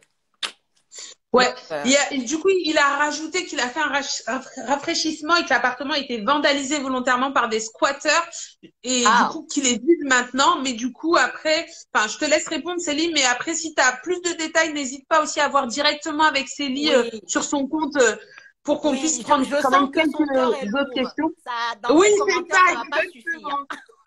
Je pense que ça fait mal quand même de se faire vandaliser son appart, c'est vraiment dégueulasse pour le coup. Franchement, c'est vrai, mais je pense aussi qu'à un moment donné, on dit cut your losses, c'est-à-dire arrête de perdre de l'argent dessus, accepte que tu as perdu et puis peut-être débarrasse-toi, quoi. Ça peut être débarrasse-toi et pars sur autre chose si vraiment tu ne sais plus quoi faire, quoi. Voilà. C'est clair. Alors, juste pour avoir vos avis, si on a un projet immobilier, doit-on en parler au travail ou pas? Moi, en tout cas, expérience personnelle, la seule personne qui savait que j'investissais, c'est la personne qui m'a insufflé l'idée. C'est-à-dire, c'est la personne qui m'a dit, tu sais quoi? Il y a un de nos collègues qui est parti à la retraite, il avait investi dans l'immobilier, là il est hyper à l'aise et tout, et moi je lui disais à l'époque, mais on peut investir et gagner de l'argent et tout, parce que j'étais propriétaire de ma résidence principale, et pour moi on pouvait pas faire autre chose, c'est vraiment comme ça, c'était dans ma tête, hein, pensée limité, il a dit, la meuf est rêve. Le mindset, bref, il m'a dit d'aller regarder, et le même soir je suis rentrée, j'ai regardé, j'ai commencé à me former, et c'est comme ça que ça a commencé en fait. Et donc cette personne-là, le lendemain, quand je l'ai vu, c'était en 19 mars. Donc, le 20 mars 2019, quand je l'ai revu, j'ai dit, tiens, j'ai regardé, c'est trop ouf et tout. On va à la pause café. Je lui dis, c'est bon, hein, c'est bon. Moi, je me mets dans l'immobilier, c'est ce qu'il me faut et tout en termes d'investissement. Et donc, cette personne-là, à chaque fois, quand elle me voyait, elle me demandait, du coup, t'en es où? Et c'est la seule personne qui savait. Sinon, les autres, là, c'était bien après. Hein. Pour moi, on s'étale pas, quoi. Franchement. Je suis d'accord à 4000%. Et même là, j'ai une cliente récemment, justement, qui fait des investissements à côté, qui m'a posé un petit peu la même question, parce qu'elle a un entretien annuel. Et l'année dernière, en fait, son employeur lui a dit, oui, il faut que tu forces un peu optimisation fiscale. Donc, il lui a dit, au lieu de t'augmenter totalement sur ton brut, on va mettre un peu dans ton plan épargne salariale. Et Ouais. du coup, on a un peu décortiqué si c'était une opération avantageuse ou pas vraiment pour elle, ou si c'était plus avantageux pour l'employeur. Mais typiquement, plus l'employeur sait d'informations sur toi, plus il peut le réutiliser contre toi. C'est-à-dire qu'il n'y a rien d'anodin pour lui. Et demain, il va peut-être te sortir en entretien quand tu vas demander ton augmentation de salaire. Oui, mais tu comprends, toi, tu gagnes quand même pas mal d'argent avec tes investissements, tu es un peu Ah, rentière grave. de ce côté-là. On va privilégier ceux qui n'ont pas vraiment beaucoup d'argent. Tu comprends, elle a 3 enfants à charge. On n'est pas dans ce débat-là. Tu es en train de vendre tes compétences, ton expertise contre de l'argent. On n'en a rien Ouais, à foutre que tu sois multimillionnaire à côté. Tu vois, c'est ça. c'est pas le problème de l'entreprise. C'est ça. Et comme tu ne sais pas quand est-ce que ces arguments vont être réutilisés contre toi, moins ils en savent, mieux c'est. Moi, franchement, 1000%. Moi, comme je t'ai dit, c'était le seul. Le reste, là, ils ont appris quand je partais. Et puis c'est tout, quoi. Sinon, oui, c'est des coups à toi-même à t'auto-saboter après, quoi. C'est-à-dire, tu donnes le bâton pour que les gens, à tout moment, qui viennent, flac, ils te le mettent. Donc, Exactement. attention. Moi, je dis Et ça. surtout en paye, pour vous faire le parallèle, le prélèvement à la source, il a été mis en place en 2019, si vous vous souvenez. Ce qu'ils ont mis en place avec le prélèvement à la source, c'est le taux neutre. C'est-à-dire que le salarié a le choix sur son compte des impôts. Parce que forcément, quand tu as beaucoup de patrimoine, ton taux d'imposition va gonfler. Et si ton employeur te paye, je dis n'importe quoi, juste 2000 euros par mois, et qu'il voit que tu as un taux à 25%, il va se Il dire, va bon, se poser des questions. madame pèse ou elle est mariée à un mari qui pèse ou machin, tu vois. Et donc, il y a des gens qui volontairement, parce qu'ils ne veulent pas que l'employeur sache tout ça pour eux, qui vont dire, je veux qu'un taux neutre soit appliqué. Et ce taux neutre, il va être calculé uniquement par rapport à ton salaire. Bien entendu, si tu as un taux de 25%, les impôts veulent que tous les mois, tu leur passes le complément de la différence, sinon tu te fais retoquer. Mais c'est pour dire que si l'État a pensé tout ça, c'est que c'est pas anodin. S'il a mis en place tout ce système, c'est que c'est absolument pas anodin. Donc, ne vous faites pas avoir à partager trop d'informations Oui. qui n'a aucune utilité pour vous et qui peut se retourner contre vous. Et en plus, moi, je dis, est-ce qu'on va au travail pour raconter on reste sur ce qui nous lie, quoi, au travail, hein? Vraiment. Hein? C'est ça. Après, c'est vrai qu'on a tous une vision et un affect qui est différent avec le travail. Il y a des collègues, enfin moi je sais qu'il y a des collègues avec qui je suis devenue amie, etc. Pareil. Donc on fait la part des choses, bien sûr, mais dire à tout le monde sans savoir et sans avoir un lien d'affinité particulière. Moi j'ai même rencontré mon mari sur un de mes boulots, donc tu vois. À l'ancienne. C'est mon job étudiant. Mais moi, je l'ai rencontré voilà. Aux études, on était dans la même classe, tu vois, comme quoi c'est toujours dans ces genres de lieux-là. Mais de toute façon, on passe tellement de temps au travail, je sais plus c'était quoi le pourcentage, mais il y en a beaucoup qui rencontrent leur mari au travail ou à l'école, donc c'est pas rare. Donc t'es pas obligé de cacher à tout le monde, il y a vraiment des gens avec qui des affinités peuvent se créer, mais par contre, surtout aux membres de la direction, aux chefs, etc., vraiment, moins tu en dis, plus tu es protégé. Oui, complètement. Sachant que le live est super intéressant, mais ça fait déjà 1h30 qu'on parle. Il y a encore des questions, donc on va en prendre encore 2. Et après, on va arrêter les questions parce que je pense que Célie va avoir besoin de se reposer, même si, franchement, on passe un super moment. Ouais, franchement, top. J'ai même pas vu le temps passer. Hein. C'est fou. Non, c'est vraiment qu'on kiffe alors. Et puis on a vraiment, je pense, des abonnés aussi en commentaire qui sont au taquet et qui sont bien présents aussi sur le sujet. Combien de temps durent généralement les travaux de rénovation d'un immobilier? Et il y a vie productive, elle nous dit on passe environ 13 ans de notre vie au travail. Ah ouais. C'est énorme. Coach Jaminson qui dit c'est lui qui a fait le premier pas à Mystère et Boule de Gomme. Il y a des curieux. C'est ça. Là, on sort un peu du cadre de la paye. Mais on va dire que je suis plutôt entrepreneuse. Non, voilà. Ah, non. Alors, combien de temps durent les travaux en général? En fait, ça va dépendre du type de travaux que tu vas faire. Okay? Il n'y a pas un temps moyen. C'est-à-dire, si tu as des travaux de rénovation dans un studio, travaux de rénovation complets dans un studio, ça va peut-être faire qu'un mois et demi maximum, ça va être torché. Si c'est du rafraîchissement, tu dois juste refaire les peintures en une semaine, voilà quoi, peinture sol, une semaine, tu as déjà fini, tu vois. Donc, ça dépend du niveau de la rénovation. Est-ce que c'est de la rénovation primaire, genre basique? Est-ce que c'est plutôt du secondaire? Tu vas remplacer la cuisine, tu vas remplacer la salle de bain, tout ça? Ou c'est de la rénovation complète où là, tu vas casser les murs, tu vas Ouais, refaire le réseau électrique, électricité, tu vas plomberie. refaire... Voilà, c'est ça. Donc, en Les fonction travaux du qui font niveau... flipper les gens comme moi. Ah vrai? Il faut juste un bon artisan et c'est réglé. En fonction du niveau de travaux, du coup, tu as un délai qui va aller avec. Et à ce délai-là, moi, je conseille toujours de te rajouter un mois au Oui, minimum. sécurité, c'est logique. Hein. Sécurité. Et si c'est des gros travaux comme moi, je fais sur mon dernier immeuble, j'ai rajouté 4 mois. Sécurité. C'est un immeuble en même temps. Voilà. Donc, moi, je veux pas, pas les mêmes. me faire mal au cœur, donc je rajoute du délai. Comme ça, je sais de toute façon, il sera en retard. Déjà, là, il est déjà en retard. Donc, et après, voilà. Et on ne sait jamais, il y a des aléas sur l'achat des matériaux, tu vois. Un ouvrier peut tomber malade. Ça reste de l'humain quand même. Donc, avoir de la marge pour être tranquille. Tout à fait. Oui, donc en fait, ça veut dire que quand tu calcules le coût, etc., tu sais que bon, il y a 4 mois de plus où il n'y aura pas de loyer qui rentrera parce que voilà. C'est ça. Donc, tu as tout provisionné et tu as sécurisé les risques en fait. C'est ça. C'est ça. Okay. Et bon, voilà. Et il y a aussi le fait d'avoir du différé. Tout ça, ça te calcule. Formez-vous et franchement, vous serez moins stressé. Hein. Est-ce que c'est possible de faire l'investissement locatif sans nationalité française, mais avec un titre de séjour? Oui, mais il faut avoir le titre de séjour de 10 ans. Oui, okay. Bah, ça paraît logique. Hein. Oui, il faut être... le 10 ans, c'est résident en fait. Et là, tu es tranquille. Il y a quelques banques qui font avec le titre de séjour 4 ans. Une fois que tu as fait le changement de statut, salarié, tu as ton titre de séjour 4 ans.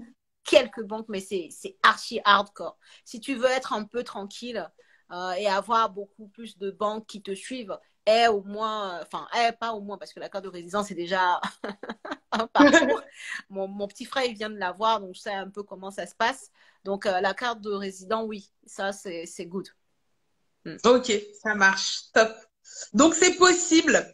Oui, c'est possible, oui. Oui. Ouais, dernière question là. En plus, c'est coach Jaminson, on a répondu à plein de questions. Ces travaux en question sont-ils mieux à faire au noir en direct ou vaut mieux avoir une facture? Oui. Non, c'est pas quelqu'un qui me suit ça. Ou bien, non, c'est qui ça? Non, il pose la question pour me titiller ou c'est une vraie question? Il faut me répondre là. Non, c'est une rhétorique. Toi-même réponds à la question là-bas. C'est une rhétorique. C'est une rhétorique. C'est pas une question. Gwen Roman, facture! 3 points d'exclamation. Non, moi, ce que j'appelle tendre le bâton pour se faire battre, en fait. Tu vois, j'ai fait ça. Non, bien sûr, il faut faire comme il faut. Il faut avoir une entreprise qui a ses garanties. C'est très important, surtout quand tu vas être sur des... Alors, tu vois, je savais que c'était une rhétorique. Il a posé la question, il a fait le like là, comme ça. C'est quelqu'un qui veut me titiller seulement. Bref, mais quand même, je donne la réponse pour les personnes qui ne savent vraiment pas en réalité. Si il y a des travaux à faire, il vaut mieux passer par un professionnel qui a toutes ces garanties qui vont te couvrir au cas où, en fait. Parce qu'on ne sait jamais, le risque est là, en fait. Ça peut être avéré ou comme ça peut rester un risque résiduel. Voilà, il ne se passe rien. Mais au cas où tu es protégé, par exemple, si tu as des travaux d'électricité à faire, ça peut engager la vie de ton locataire. Donc, tu ne mets pas en danger la vie d'autrui comme ça et tu te mets toi-même en danger. Tu veux devenir propriétaire ou bien tu veux finir en tôle? Il faut faire ton choix. Il a dit que c'était une joke. Ah, c'était une joke. Voilà, je savais. C'est la question, c'était pas possible. Et donc, en plus, pour rebondir, vraiment, on a le parallèle paye direct, c'est-à-dire qu'un particulier qui va prendre quelqu'un pour faire des travaux black, tu es directement sous le coup de l'URSSAF en travail dissimulé.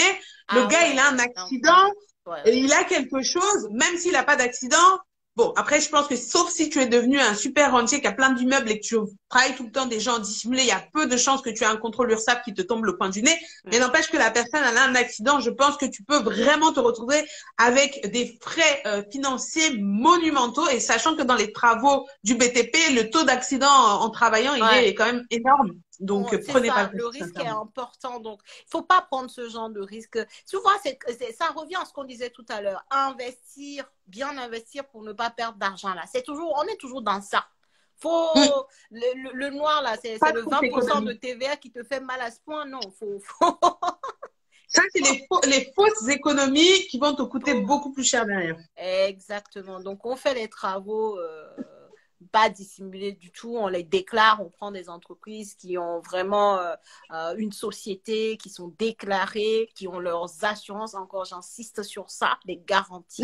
C'est très, très important. Les garanties décennales, tout ça. Oui, garantie décennale, garantie biennale, garantie de parfait achèvement en fonction du type de travaux que tu fais. Tu vois, tout ça, c'est très important en fait. Voilà. Ça marche. C'était la dernière question. Je vois qu'il y en a d'autres en boîte à questions. N'hésitez pas, Célie est super accessible. Vous pouvez lui écrire en DM, elle va vous répondre. Si c'est une question paye, n'hésitez pas aussi de mon côté. On va vous parler juste rapidement, Célie, si tu peux nous rappeler, parce que j'ai vu dans ta story, il faut que d'ailleurs tu repartages la salle des miroirs dans laquelle va avoir lieu ta conférence. T'as vu ça? C'est trop magnifique. Je me suis dit, mais si je pouvais être une petite souris pour m'incruster dans cette conférence. Alors, en fait, il faut savoir que dans ma vision des choses, j'aime bien faire les choses en mode où les gens ne s'attendent pas à me voir ou à nous voir. Cet endroit-là. C'est un salon, le salon des miroirs, il faut savoir que c'est un salon classé, c'est un salon monument historique, c'est un salon d'élégance, de chic, qui transpire l'argent. Donc, si tu n'aimes pas l'argent, il ne faut pas venir, pardon. On dit bien s'entourer, c'est même dans les locaux dans lesquels tu es. On s'entoure même jusqu'à c'est-à-dire c'est ça en fait, il faut attirer les bonnes choses à soi. Donc nous on va dans les bonnes choses là direct, on se met là-bas et puis on attire jusqu'à ce que nous-mêmes on possède. C'est comme ça en fait. Et c'est une salle que j'ai choisie parce que elle rassemble ça en fait. Elle transpire l'argent, elle transpire, tu vois, le chic, l'élégance, l'immoprenariat, quoi. Voilà, quand tu fais des exactement, tu gagnes de l'argent. Et c'était vraiment ça. Et le séminaire, comme je disais tout à l'heure, c'est un séminaire qui va porter sur comment réussir à gagner de l'argent dans l'immobilier en 2023. Donc, ça veut dire qu'on va parler de l'actualité immobilière. On va parler du taux d'usure. C'est pas quand je dis on, ça veut dire que je ne serai pas seule, je serai avec des professionnels de l'immobilier. Donc, sur la partie financement, des experts dans leur domaine à chaque fois. C'est ça. Donc, Coach Jamichon qui dit l'argent attire l'argent et ça, c'est véridique. Amen. L'argent attire l'argent. Il faut se placer dans les bons endroits pour attirer. En tout cas, si vous croyez à la loi de l'attraction, ce que je dis là, ça va vous parler. Mais si vous n'avez jamais entendu parler de ça, peut-être c'est… Voilà.